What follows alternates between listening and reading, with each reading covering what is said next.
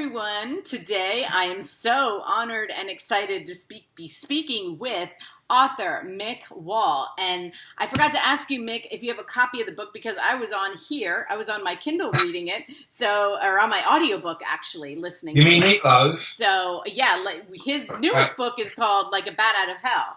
And I have the picture. Do you want me to get the... Yeah, go ahead. Go get it. And I'll just show the picture for everybody. And I totally forgot to ask you for the physical copy, but here it is. I was listening to it on my Kindle, and it's also out in hardcover, and it's his newest release, Okay. and it's an amazing, there we go, and it's an amazing cover. Look at that. But I love this. You know, the audiobook, Mick, it was amazing, okay?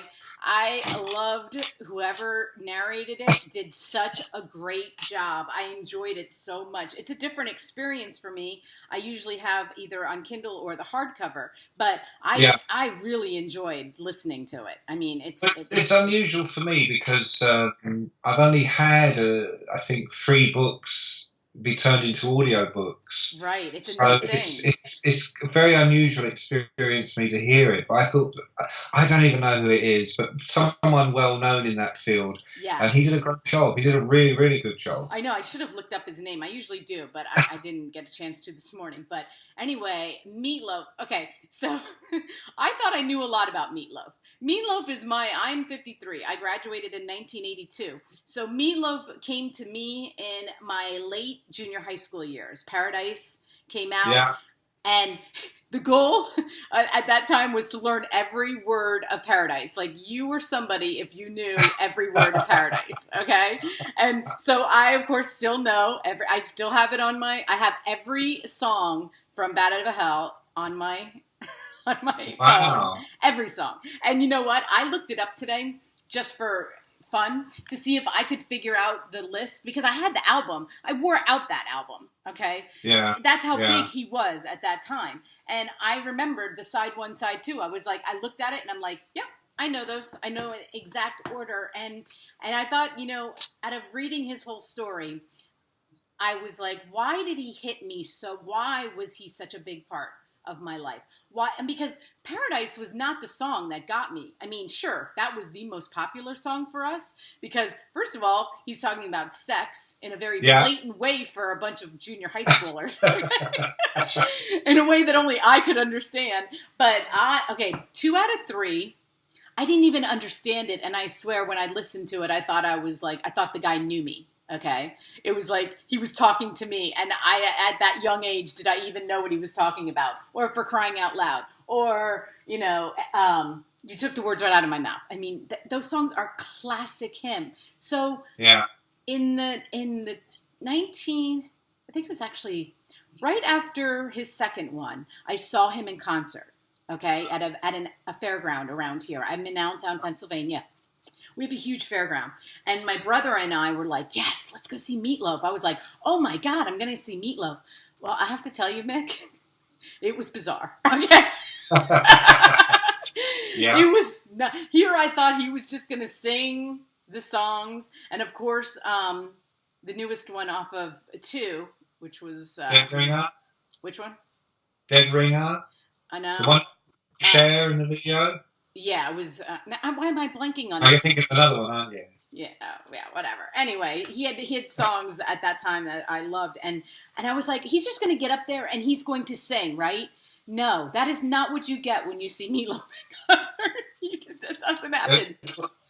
Especially in those days, because you have to remember who this... Well, I guess if you read the book, it puts it into context for you, but... This is a guy who's come straight from musical theatre, who's done comedy, who's done movies, and hooking up with Jim Steinman, who wrote all the songs and the great music, who also comes from musical theatre, Joseph Papp, Shakespeare in the Park, but also comedy. He's classically trained. He went to a very elite school to learn his stuff.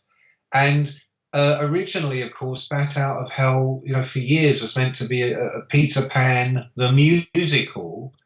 and it just never quite hooked. And then Jim Steinman met Meatloaf at a time when Meat had been a singer in Meatloaf's Soul. It had not done well, but he'd toured a lot in the late 60s with all kinds of people. He'd sung on a Ted Nugent album. He knew The Who, The Doors, so many people. He played with Janis Joplin, and but it hadn't worked out. So in the last few years, before he met Jim, he'd been a car park, a valet car park attendant for the musical Hair, which somehow he parlayed into a role in Hair. He'd gone on to do Rocky Horror Picture Show on stage, and then in the movie. Yes. Which, if you look at now, it kind of looks like a kind of a clue as to what was going to happen just later with Jim Steinman and Bat Out of Hell. So he was coming from this place. Steinman also is thinking Cecil B. DeMille. Steinman in the book describes his love of Little Richard and Richard Wagner. So you've got this colossal crossover of theatre, visuals, fantasy. And so by the time you see Meatloaf being Meatloaf on stage with Bat Out of Hell or Dead Ringer, which came afterwards, you're seeing a theatrical performance. You're not seeing that singer-songwriter introspective thing, because at the end of the day, Meat didn't write those words no more than an actor writes the script, but he inhabits those characters and he portrays those characters. And it was like being hit by a storm. And I remember seeing him on the Bat Out of Hell tour.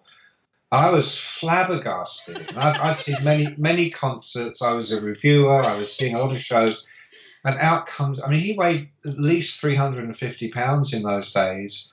He had Carla DeVita on stage with him, who he's now, necking with and crushing but in the persona of the characters of Bat Out of Hell, which was incredibly cinematic. Steinman tells me in the book how, the actual track Bat Out of Hell, which opens the album, he said he imagined a filmic scene where, a bit like Citizen Kane, he said, where you start with this, this wide shot, dun dun, and it gets a little bit closer, dun dun, and it gets a bit closer, until finally you get to the Rosebud thing, and at that point, Meatloaf begins to sing the song. So in Jim's mind, it was always a movie, a kind of musical movie in his head. And for Meatloaf, he took stage direction. He completely inhabited the characters as an actor-singer. And so in 1977, it's not this introspective singer-songwriter. It's certainly not a new wave punk guy in a skinny tie singing a 2-minute song as fast as he can. It's everything that kind of rock music wasn't at that point. Right. And instead of failing miserably, which is what all the major record labels had told them they would do, until one little label took a chance on them, it becomes the most spectacular success. And it wasn't just rock fans. I remember being, I was 19 when that album came out. And I remember being amazed when my girlfriend, I found out her father loved that album and was crazy about it. Now, these days, you're 53, I'm older than you. I have children, you have children. It's not at all unusual for us to. I don't listen to a hell of a lot of what my kids listen to because I am old, but at the same time, there's overlap. It's not so unusual for us actually to like a lot of the same records. When I was 19, someone's dad, you expect him to be listening to Frank Sinatra or I don't know what, but Carole King maybe. Yeah, but for him to like Meatloaf, I just thought, wow. And then I got it. Right. Meatloaf was for everybody. Little kids, grown-ups, men, women. It totally didn't have a genre. It just had this enormous, huge, broad appeal. in the same way that a movie might, if it was a successful movie. Right, and I now remembered it was "I'll Do Anything." It was the song "I'll Do Anything." It was you meant the second Bat album. It was right after that album, okay? And right, I have to tell you, when I was reading your book, and you kept saying that people thought he was going to die on stage. I did. No, I really thought he was going to die. I was like, this man is not going to survive this performance because, he's big. He's sweating like crazy. He's acting like he's going to pass out. I mean, I was really close too. I mean, it wasn't like I was far away. I was really close. And I don't know that the woman at that time was the same. Was it the same woman at that time? No. Carla only did the one tour, original Bat Out. I'm trying to remember who it was. I think she was a very beautiful woman with dark hair. I can't remember her name. Katie. She was amazing. Okay, she was amazing. Of course, he's going to have somebody who is amazing. But the way he was falling on the stage, he would get back up. He would, and when you said that in the book, I was like, right. I think that I was so concerned for his health during the show. It was like, it was distracting because you thought he was going to die. I mean, it was like, I didn't know I had never seen a concert like his. Never saw a concert. But the roller coaster of, now I understand. I didn't understand it then. The theatrics that he was trying to do on stage, I now understand, oh, that's what he was doing. This wasn't about going out there and just singing my top 10 popular hits for him. He wove them in. You heard them. Not in the way you thought you were going to hear them. But, it was a play. It was an absolute play. It really was. Do you know, it's interesting you saying that because earlier in his career, before he learned to kind of structure his performance a little bit and kind of pace himself a little bit, on the original Bat Out tour, and also there was lots of drugs and booze in those days because the music business in those days, that's how it was. It's like having a cup of coffee. Everybody did it, Right. And he really would collapse. I mean, he collapsed several times on the original tour, and they would carry oxygen backstage, and to the point where Jim Steinman tells me that he actually thought he was faking it and putting it on, being a drama queen, because he'd come off the stage like, and collapse on the floor, and he'd be, I think I did it, Jimmy. I think I did it, and then he'd go, oh, come on, again. Every night? Okay, so, the fact that when I saw, when I read about his tour schedule and then I looked it up at some of the different times, he was losing his voice, no wonder, because his singing is all out. As a matter of fact, I was so close to the stage that the mic, first of all, I don't even know if he hit that mic, okay? Because it was like the mic was somewhere and then he was somewhere else, and whether he carried it with him or not, his voice was so powerful that I didn't realize, but it makes total sense how he wanted to be an opera singer, and, he could have totally pulled that off if he wanted to, and I'm talking about him in past tense. He is still alive. When he was younger, that option was available to him, but he's a young guy in New York, and LA, and he wanted to be on the stage, in theatres. He was an understudy to John Belushi in the original Animal House stage production. Like I say, he did Hair, in LA, and then on off Broadway. But here's the thing: he was such a great singer in those early days. Steinman recalls. It's really odd that when they first met, they couldn't get people interested because it was such a bizarre collision. This very unlikely looking rock star, huge guy, with this very weird musician, and Meatloaf's memory, he tells me, is of even then no one knows who they are, but Jim would turn up, just be Meat and Jim and a piano in a room, and Jim would turn up wearing a cape. And he would theatrically remove the cape before sitting down at the keyboard. And he'd be wearing gloves, and he would take the gloves off, like Liberace, And then underneath the gloves, were more gloves. And then he would play, you know. And Jim, his memory of the same event is, he said to me, Meatloaf would come in, and as soon as I started playing, he would start singing. And he said it would make it very difficult to play because the piano would tremble with the power of his voice. It was that strong. Wow. In the mid-70s. He said the wood would vibrate. And he said he'd have to go, all right, take it down a notch, because, you know, we're trying to play, especially, you know, more melodic, quieter passage, perhaps. But again, that you know, those early tours, particularly the first tour, because no one believed what happened could possibly happen. You know, no one thought that record would be a hit. The label that put it out, it was one of the first things they ever put out. It was just kind of really suck it and see, you know. But of course, it gathered momentum all over the world. It went like 27 times platinum in Australia and over here, and of course the United States and everywhere, Germany, everywhere. And they were running to catch up. So then they thought, okay, well, this is insane. So you know what? It's a novelty. It's a one-off. This guy has just somehow, out of the box, because he looks so unusual, certainly doesn't look like Mick Jagger or Bruce Springsteen or whoever else was around at the time. So this okay, it's happening, but no one knows why. And after they get a load of this guy on stage, it'll never happen again. So they just ran with it. He was on tour for 13, 14 months. Steinman bailed out halfway through.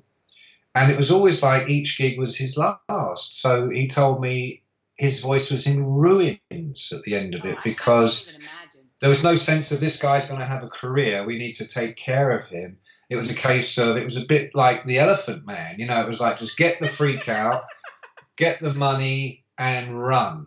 And so he suffered. He really suffered. I mean, the music business didn't know how to handle artists that would sell 8 million albums in a year back then. The Beatles didn't even do that. You know, no one did that. So it was a different world. Yeah, what album? Oh, did he knock off Rumors? Initially. Did he? The big albums that year were Rumors, also Hotel California. Oh, the Eagles were. Yeah, I was just thinking, I thought that I read somewhere that he had knocked Rumors off of some chart. Yeah, because they were number one for a really long time. And then, you know. And then he also knocked off Saturday Night Fever, the soundtrack. Around, yeah. And no one could explain why, because they didn't get Clive Davis story. What's that, sorry? Tell the Clive Davis story, because I love the fact that Clive Davis wouldn't listen to him. Well, Clive, a renowned hit maker. You know, you go to Clive, especially in those days, you know, when he's at his peak as a creative A&R artist relations executive. You know, this is a guy who put albums together and helped artists focus on what would be a ginormous hit, as opposed to, you know, I'm doing an album about my nervous breakdown, you know, whatever. So, so Meatloaf comes in, and those albums are great too, but as long as they have a hit. Right. I don't know can you swear on this or not? Absolutely. Okay, because I came into the music business in the mid-70s, and the saying then was, in terms of albums, you know, an album artist that wanted to write a soul-bearing album, they would say, fine, you know, as long as you have a hit. And the saying was, art for art's sake, hit singles for fuck's sake, you know. So you could put out any album you like as long as there was a hit, and Clive was very good at that. But then suddenly he's presented with what for him was like, is this a joke? You know, this enormous guy comes in, and it was just him and Steinman at the piano. And Davis, his ears are pinned back. This Goliath monster guy, like Beauty and the Beast, but with this voice. And Steinman with his cape and his endless gloves, and, you know, and these 10-minute songs. And Clive is basically like, you know, you two are clowns. You know, you have no chance. Here's what you need to do. Go and listen to Top 40 radio. Learn how, say to Jim, learn how to write a song, a proper song. 3 minutes, 2 verses, 3 choruses, a bridge. And Steinman's looking at him like, can you imagine? I mean, how insulting, how degrading. But at that point, I mean, I think they almost threw the towel in. They almost said, look, Clive Davis thinks we are so far off the charts that we have no chance. And of course, the great thing of that is it's horrible to be told that by someone who's supposed to really know what they're talking about and who does know what they're talking about most of the time. But the freedom that offers you is, well, if no one cares, we may as well just do what we like. And that's exactly what they did. I mean, can you imagine today where all the chart hits, the biggest sellers, whether it's Taylor Swift or Justin Bieber or whoever it might be, Ed Sheeran. I mean, Ed Sheeran is very, very talented, so I won't include him. But the other ones that get the same guys to write their hits for them, it's always the same songwriting team. And with computers and the whole history of music at your fingertips, you can contrive a hit. Max Martin, who to this day does hits for everybody. He used to do Britney, he used to do the Backstreet Boys.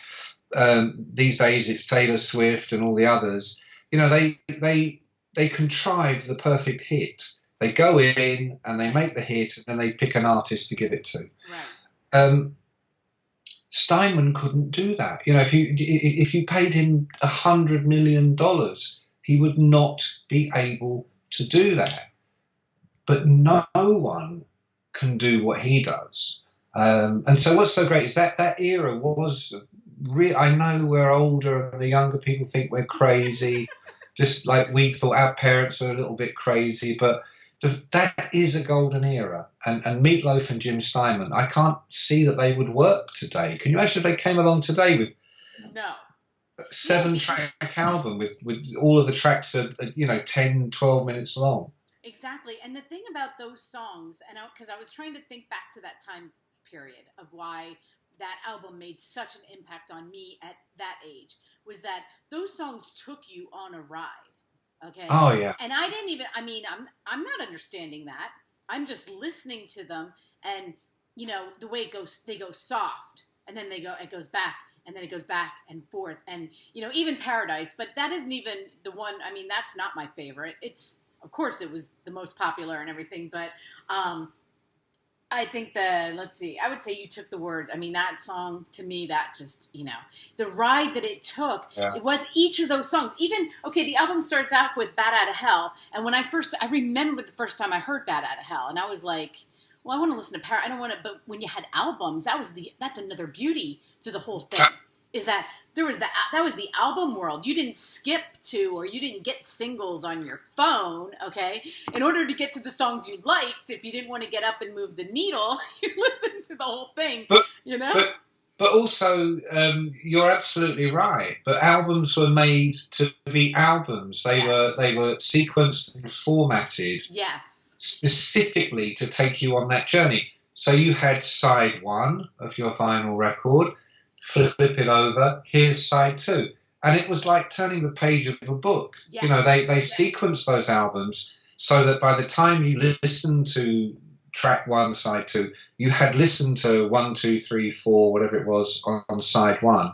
And now you're ready for this next phase. Right. And they were constructed that way. And of course, when it comes to Steinman, who overthinks everything, to the nth degree, this very talented but unusual individual who sleeps all day, works all night, doesn't see daylight for weeks and months at a time. He's practically a vampire. He's the original living Phantom of the Opera, He built that to be exactly like that. So you didn't just, like you say on your phone, you go, skip, I'll just keep that one and get rid of the rest. There was none of that. It wasn't, what are you talking about? It's a vinyl record, has a side 1, has a side 2. It's like a movie. You wouldn't dream of uh, just sort of, taking one scene. Well, I guess you do it these days, but you could take a scene out of a movie and just put it with a bunch of other scenes from other movies. I mean, it sort of defeats the whole purpose of the object, Yeah, because you wouldn't have bought you're buying individual songs now. Very rarely do my kids even download an album. A whole CD. That's just rare. They'll just pick the songs they like. But no, my children are the same. Yeah, I mean, did they know that Paradise? Okay, first of all, for everybody who my age doesn't know this, which I did not know this, is that Todd Rundgren produced this album. I did not know that. And I watched an interview with him in preparation for this, and he said his first check was $800,000, and he looked at it. He was like, "What?" Because he never saw a check so high, even with all of his success. That's how for the production, okay? And he said that was just the first one, and he was like, "How many zeros is that?" Like, it's crazy. I mean, just to put it in perspective of how well this album did, okay? It was. Well, also in those days, I mean, $800,000 back then is, I don't know, what's that, $2 million now or something? Oh my God, who knows? But he said he hadn't seen so many zeros on a check before. But he's great though, Todd, because he was another kind of maverick. I mean, Todd Rundgren, Bad Out of Hell comes out in '77. Go back 5 years. 5-6 years to the early 70s. Todd Rundgren, especially after the success of I Saw the Light as a single and Hello It's Me and all these beautiful pop ballads, he had a clear choice to go down that road and do more. And he went completely the opposite, put out double albums, Todd and Wizard of True Star. When everybody's going, don't put out double albums, you're halving your sales. Crazy, what are you doing? I don't care. I'm going to put out double albums, and they're going to have a completely diverse range of styles. I don't care. I'm going to play all the instruments. I'm going to produce. They're going, Todd, just give us a hit. He's like, no. I'm an artist. I'm a wizard, a true star. Interesting that this is the guy who ends up working with Jim Steinman and Meatloaf on this very unusual album, Bat Out of Hell, that all the guys in suits are saying, can't work, won't work, you're crazy. But these three are like, we know we're crazy. We like crazy. Right. Crazy's where we begin, So Todd had a really important role in the making of that. Although he does make me laugh. I spoke to him and he said it was great. He said, the thing is with Jim, he doesn't know when to stop. He goes, we'd get to like 6 minutes into a track and Jim's like, we've only just got started. We need more. And Todd would be going, Jim, I'm tapped out. I have no more ideas. I can't do any more guitar solos. No more angels with trumpets. We've used them all. It's gone. And Jim's like, no, there must be more. We will have more. We can get more out of this. Yeah. Well, when you think about it, Todd Rundgren was a little bit before my time, I should say, because I was young at that time. And he wasn't somebody my parents were listening to. But even though I had extremely young parents, but it just, for some reason, that wasn't their thing. But when you listen to his songs, I actually thought, like, if you wouldn't have told me when they came out, I would have been like, oh, well, that was James Taylor, 75, 70. No, he was doing that in the early 70s. So his stuff was really kind of ahead of his time also, Totally. So and of course, he went from that into forming Utopia, which was this technological, progressive, metal, rock, pop, experimental thing. And it didn't bring him enormous commercial success, but it did bring him great respect and kudos and credibility. He produced the first New York Dolls album, right? Which is about as far away from Meatloaf as you can imagine, and also about as far away from Todd Rundgren as you can imagine. But Todd was, like Steinman, was very much a sort of a genius. But it would take the rest of the world a little while to catch up, Right. And my other question that I kind of skipped over was, did they understand that Paradise was going to be the hit at that time? Do you know, I think their expectations of hits were so low that they were just thrilled to get the thing out there. I mean, I think they did a really good job of making it look like no problem. It was part of the master plan, you know. Yeah. But it wasn't. I you know, as I say, if they had been planning hit singles, we would not have had a track like Paradise by the Dashboard Light. That was written in its earliest form for a big theatrical number on stage in a musical about Peter Pan, you know, modern day. Yeah, absolutely. There was no thought of, well, how will radio play 9 minutes of this or whatever it might be. It was just Steinman, his Wagnerian vision. He loved Phil Spector. You know, one of the reasons there are lots of female vocalists and figures on the Meatloaf trajectory is because Steinman was obsessed with all those girl vocal groups like the Shangri-Las, the Crystals, the Ronettes. Was it the Shangri-Las that would wear all leather? Yes. You know, and he just loved that whole vibe, you know. So I honestly think he had either he had a tremendous ego that said, I will prevail, which is very Jim actually, or he just didn't care whether he had a hit. It was left for other people to figure out. But, you know, eventually every single track on Bat Out of Hell was released as a single and did become a hit somewhere in the world. Yeah. I mean, 2 out of 3 ain't bad. That was a huge hit for them. That was huge.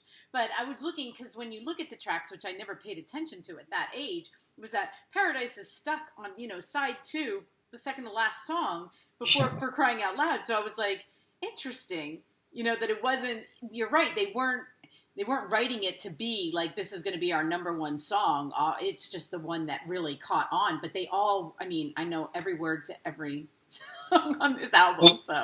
Well, these days, if you know you've got a hit, or you feel a particular track is the strong one that has the best chance to be a hit, it's always track 1, side 1. Right. Because no one expects anybody to get to that side. Track 7 or... Right. Well, we don't even have sides anymore, do we? I mean, it's all files and Spotify lists and... I mean, I have Spotify, which I love, and I go back and find old albums I want to listen to. And I can't... Sometimes I forget how to just play the album. I end up playing shuffle because I can't figure out how to just play the album, you know. It's really difficult. I'm on Apple. I'm on Apple, and I absolutely have the same problem, because the albums that I had, like, I want to listen to them the way that I did. I don't want to skip, because that's not what I did. That's not what you did. It's just not what you did. But anyway, it was so much fun talking with you today, and I really hope we can continue to talk, because I do want to read your Guns N' Roses book. I can't wait. I really do. I mean, it's so relevant right now, and I have a lot to say about them. Please email me your mailing address. I'll get the book sent to you straight away. And any time, it's been a real pleasure speaking to you. You're great. Can we see the cover again? And everybody, I'm going to list all of Mick's links to this book. Look at that. That is just unbelievable. Can you see that okay? That is, yes. It's beautiful. And, you know, I have to tell you before we go, the one thing that I did find interesting was that having had that album, okay, for a long time, I never noticed that underneath Bat Out of Hell was Jim Steinman's name. Songs by Jim Steinman, Why did I never see that? I was like, because when I looked at the cover online, I was like, is that just there now? Or was that always there? But it was always there, right? Jim is still bitter about that, because, I mean, he still is. Right, because it's like this. It's well, like according to Jim, it was always going to be Meatloaf and Jim Steinman. Right. Like Daryl Hall and John Oates. Yeah, exactly so. And at the last minute, they changed it to what you said. And Steinman was angry, broken-hearted. It was the start of their rift. Now, I spoke to him about this again just a few years ago. I said, you must have moved on by now? He said, no. So I do not believe in moving on. People say, don't be bitter, get over it. He said, I never get over anything. I carry that bitterness and anger with me, and it drives me. Get over it. You made a lot of money. You made a perfectly, amazing album, but no. Well, but do you know what the weird irony is? The weird irony. When I proposed the title of my book, I wanted it to be the larger-than-life story of Meatloaf and Jim Steinman. Right.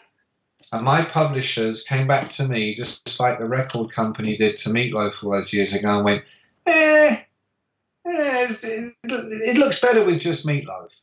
It'll sell more. The larger-than-life story of Meatloaf. I went, okay.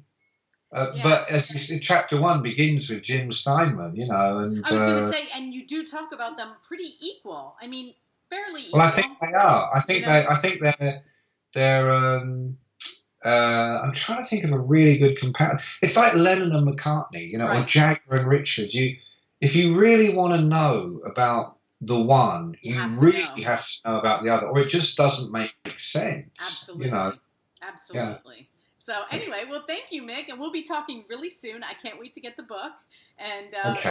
I'm so happy that I got to know you. You have no idea. You made my day. You really did. It's been lovely speaking to you, Diane. Yes. Anytime. All right. Anytime. Thank you. Have a lovely day. You too. Bye-bye.